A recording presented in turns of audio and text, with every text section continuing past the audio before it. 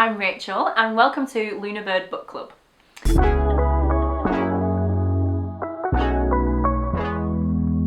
In today's video we're going to be talking about Robert Jordan and Brandon Sanderson's The Wheel of Time series. Now I started reading The Wheel of Time in 2014, 2015. Cathy started in late 2021. And today, now that Cathy has finished the series, we're going to be discussing some of her initial thoughts and feelings about the series as a whole. As this is a whole series review, it will be full of spoilers for the whole series. So if you haven't read all 14 books and New Spring and would like to remain unspoiled, then click away now. We will have other videos for you at a later date. Yeah. But for now, should we just dive right in? Yes, please. Okay, so my first question for you, Cathy, is why did you read Wheel of Time?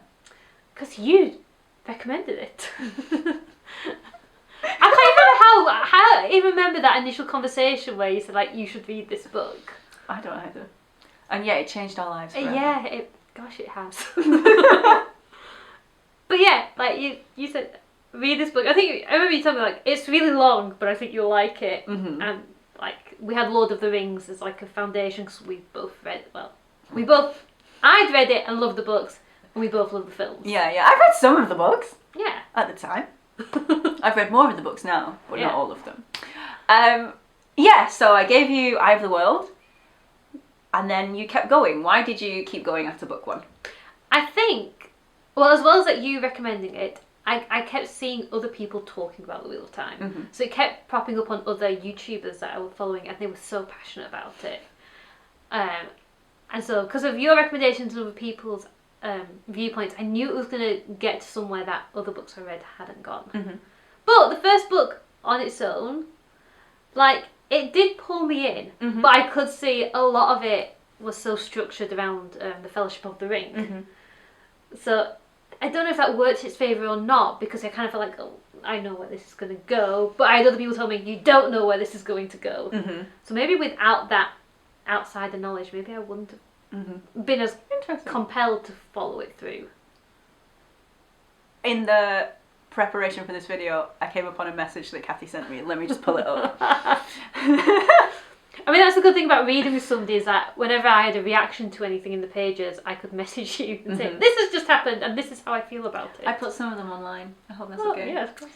I don't know what this was in relation to, but Cathy sent me this message. Robert Jordan, let's make a fantasy series like Lord of the Rings, but with more walking. Was there any point where you were reading it and you thought, what am I doing? I'm not enjoying this. This is absolute nonsense. Why am I putting myself through this? Yeah, probably a little bit in. I'm really sorry. I can't remember which book is which as we get into them. But I felt like for the first 4 books, you have like 500 pages of setup, and then 500 pages of delivery, and stuff really pays off in it, and like the build-up's worth it. Mm-hmm. And then in like the middle section of the books, that stops happening for quite a few of the plot lines. Mm-hmm. So like, you've got stuff of like Perrin's wife Vale being kidnapped. That felt like it went on for a really long time without being resolved within a book. Mm-hmm. And searching for the Ball of Winds, I felt like it took forever. And being in the travelling circus. Did you not like the circus? No, it just felt like a stopgap, but we stayed there for ages. We did stay there for ages. And then went back to it, and then went back to it again. Yeah. So at times that was frustrating when a big plot line didn't have a climax within the book. Mm-hmm. Yeah.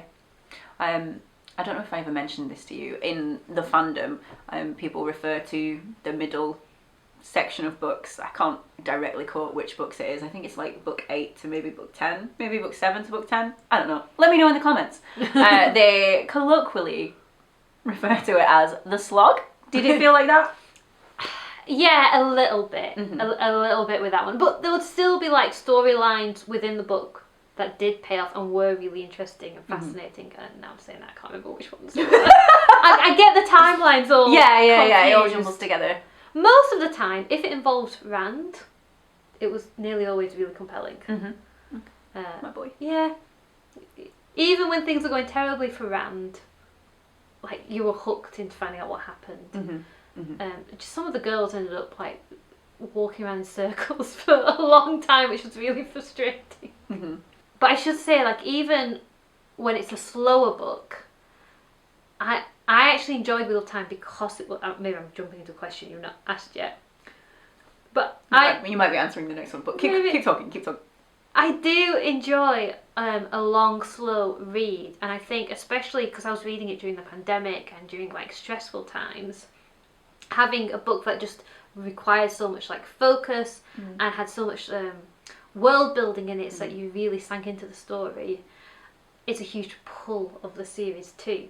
So like even when it's going slow, I'm still being around characters I like in a really exciting world with interesting stuff going on. I think it's only when I got impatient, I wanted things to move on. That was tough. Yeah, I know what you mean. I think RJ's characters are really compelling, and he's really rooted them in the world that they're in. Yeah, I suppose that kind of answers my next question. What motivated you to keep going? Okay. Well, because I was enjoying them. So like even when I think some storylines were a bit tedious and dragged on too long, as a whole, I really enjoyed reading these books and being in this world. I loved characters in that, and I really loved. I love the heroes. I love our the original Edmund's Five. Is that what they're called? Edmundsfield. Edmundsfield. Okay, Narnia. I love our original five.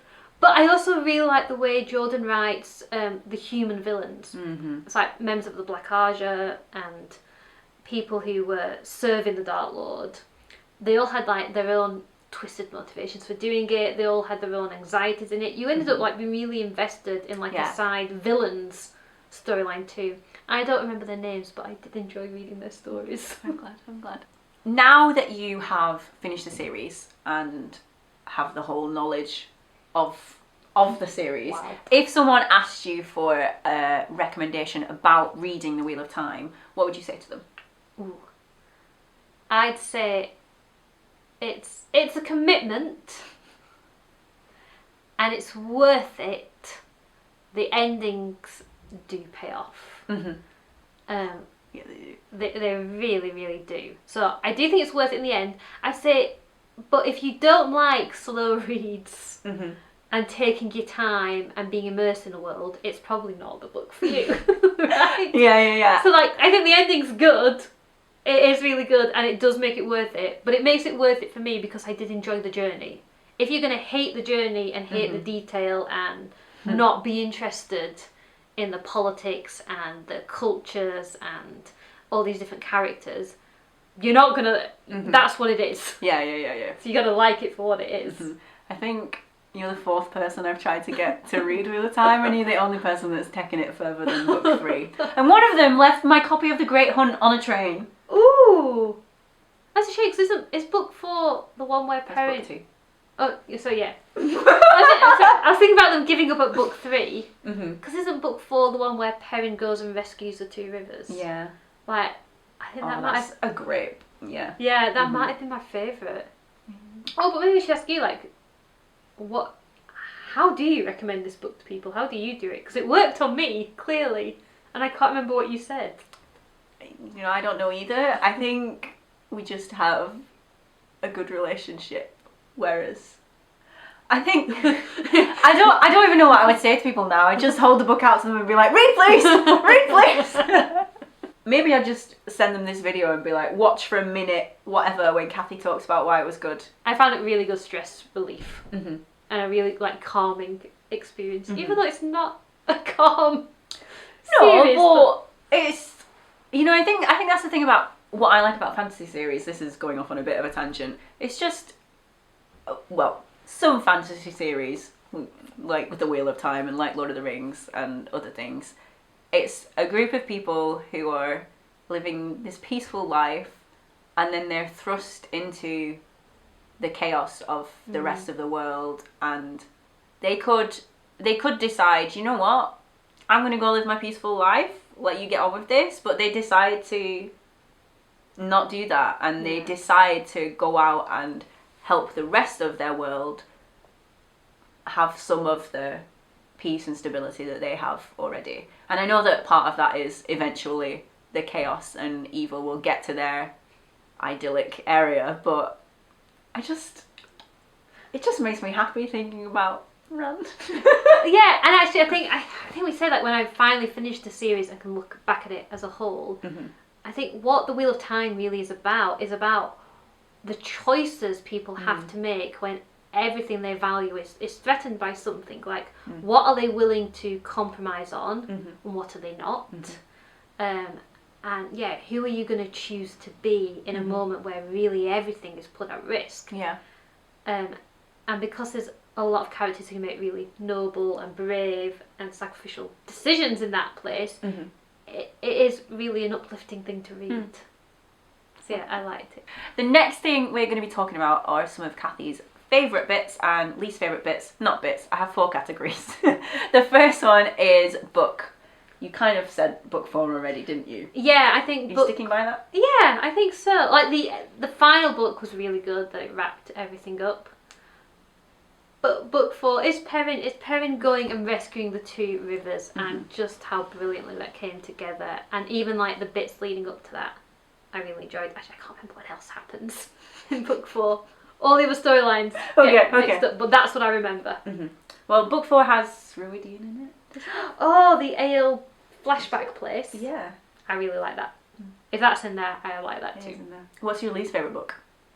You don't remember, do you? No. One of the middle ones. One of the middle ones. When the girls first go to the circus. Okay. That's book 6. That's a good book. Is that a good book? I think that's book 6. No, I don't know. Editing Rachel here. It's not book 6, it's book 5. But I stand by what I said. It's a good book. In fact, Fires of Heaven might be my favourite book, even though it doesn't have Perrin in. Who's your favourite character? That it was Perrin all the way through. I don't know if Rand just at the end comes through. And I tell you what, so I love Perrin. I think Perrin is a person I'd want to know, and I'd want to hang out with, and who I'd want to live nearby, and have as a friend. Definitely. But as a character to read and enjoy the story of, Rand's journey is amazing, and it's amazing all the way through. I feel like at times Perrin stalls. And maybe that's part of his character journey, is that he stalls. That's part of the thing he has to overcome. But it's not as fun to read about as Rand's journey. Okay. Lan's up there on favourite characters. Yeah. Cathy once sent me a message. I think it was around book 6 when Moira's just died and Lan is nowhere to be seen, and she's like, "Where is Lan? I want Lan. I miss Lan. Bring him back." And I just think that's the universal reading Wheel of Time experience. Where is Lan? Bring him back. Where is Lan? What's yours? On my first read, I think mine was also Perrin. He's just so good. He's such a good boy. What about your least favourite character? I think, least favourite out of like main characters. Yeah. Elaine?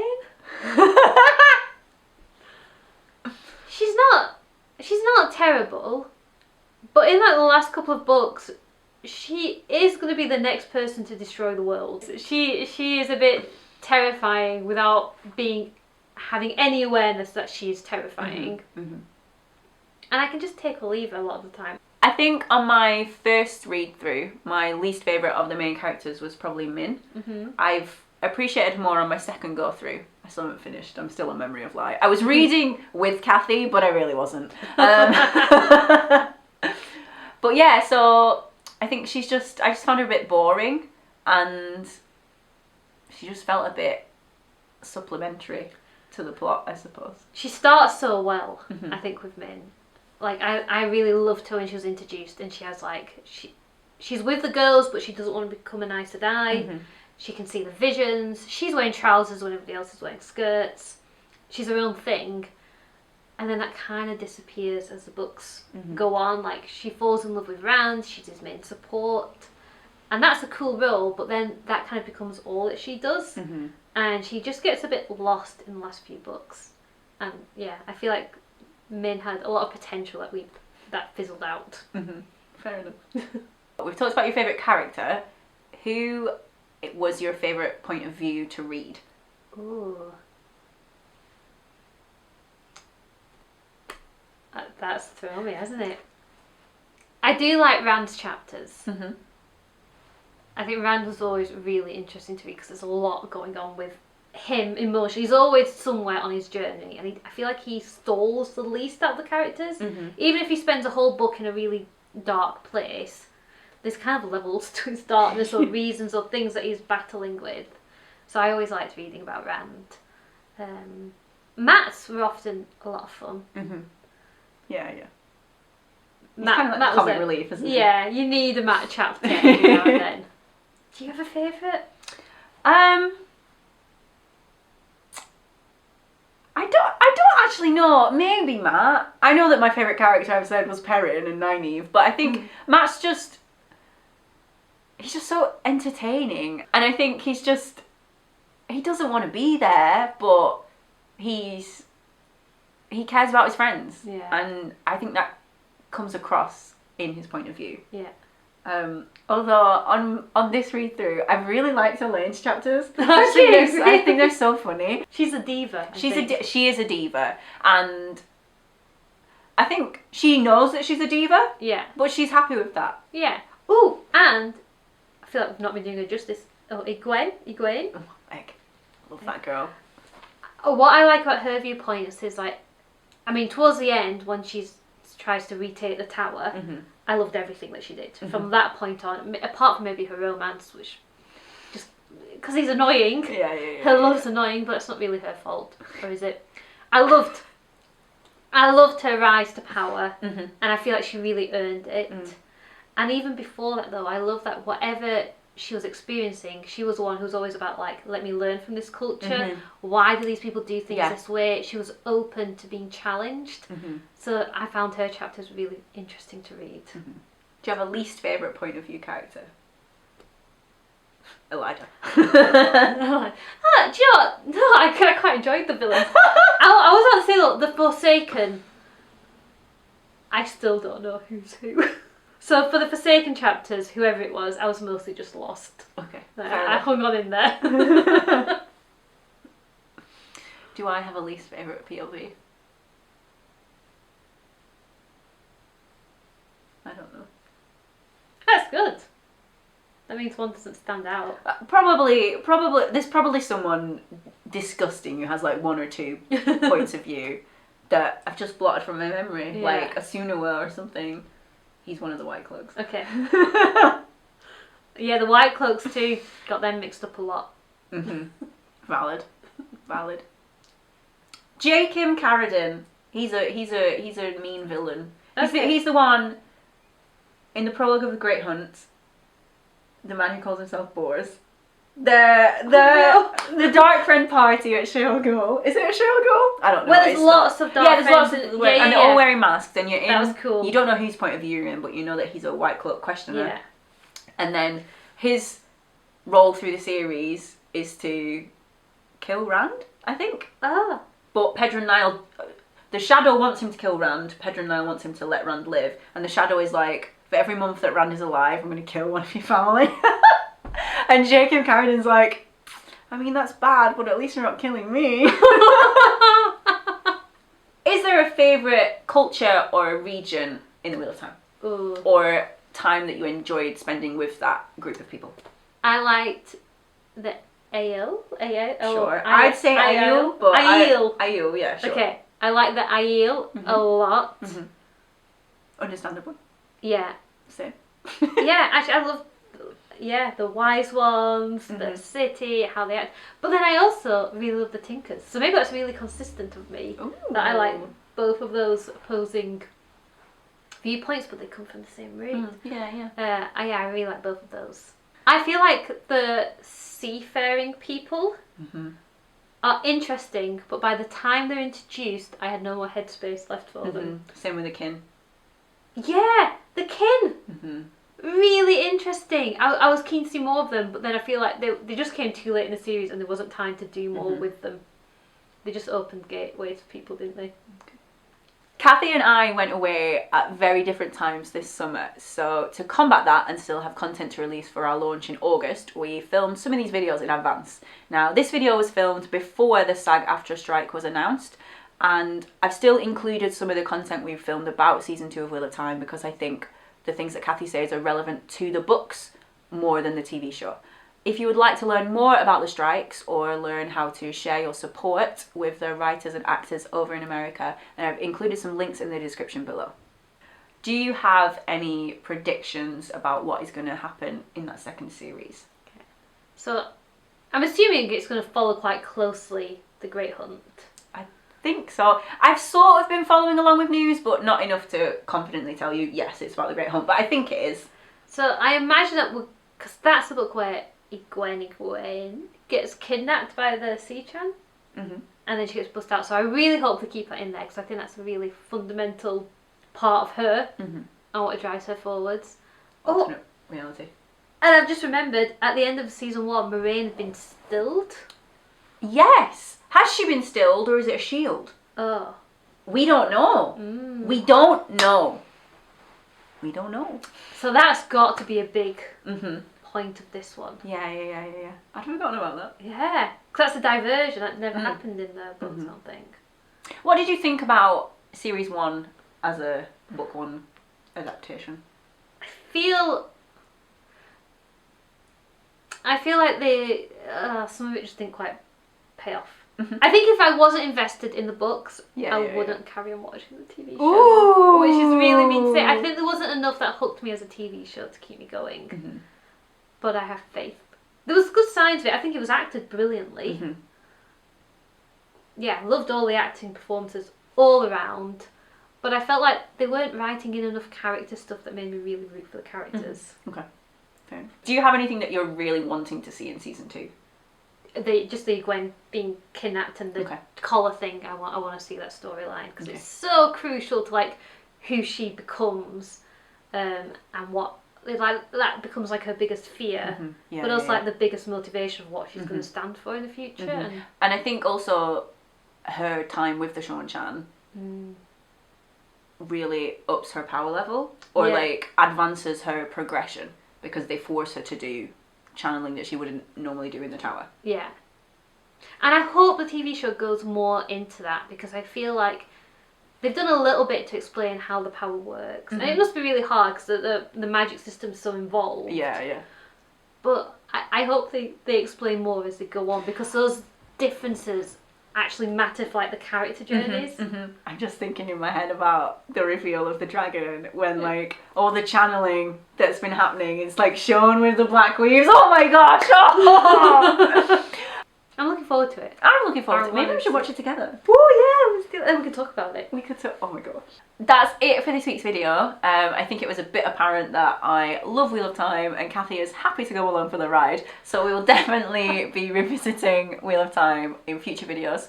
If you enjoyed the video today, make sure to like and subscribe and turn on your notifications. Leave a comment if you want to ask us any questions or talk about something that we've said, if you want to correct any pronunciations. And yeah, this has been Luna Bird Book Club. See you later. Bye.